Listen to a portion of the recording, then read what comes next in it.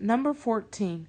Abigail has a box that contains cards of the same size and shape. There are 6 yellow cards, 3 red cards, and 1 green card. Part A says she draws a card at random, replaces it, and draws a second card. What is the probability that both cards will be yellow? Now, our keyword here that tells us what type of probability we're doing is not only the and, which tells us it's going to be compound probability, but also the replaces it, which tells us it's going to be independent compound probability. Because independent means whatever happens the first time does not affect or impact the second outcome. So we need to find out the probability that the first card will be yellow and the second card. To do so, we need to figure out our total number of cards.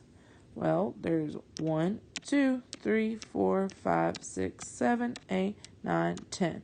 So I have 10 total cards. Out of those 10 cards, 6 are yellow. And in multiplication in probability, so we're going to do multiplied by the probability that we get yellow again. Well, we still have, because we put the card back, 6 yellow cards out of 10 total cards. To solve for the probability, you just multiply straight across.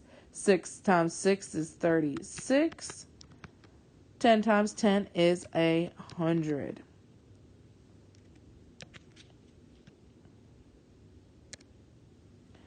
So, we know that this is not the final answer because probability has to be in simplest form. And 36 over 100 can be divided by 4. So I'm going to reduce by 4. 36 divided by 4 is 9, and 100 divided by 4 is 25. So my answer to part A is the probability that she'll draw yellow both times is 9 out of 25. Now part B says, what is the probability that she'll draw a red card, not replace it, then draw a green? Well, we still have our 6 yellow cards, our 3 red cards, and our 1 green card. So part B is wanting, what is the probability that she'll draw a red card, not replace it, then draw a green card? Well, we're still doing compound probability because we're talking about 2 different events. The event of drawing a red card and the event of drawing a green card. We want to know what's the probability of that happening in that order.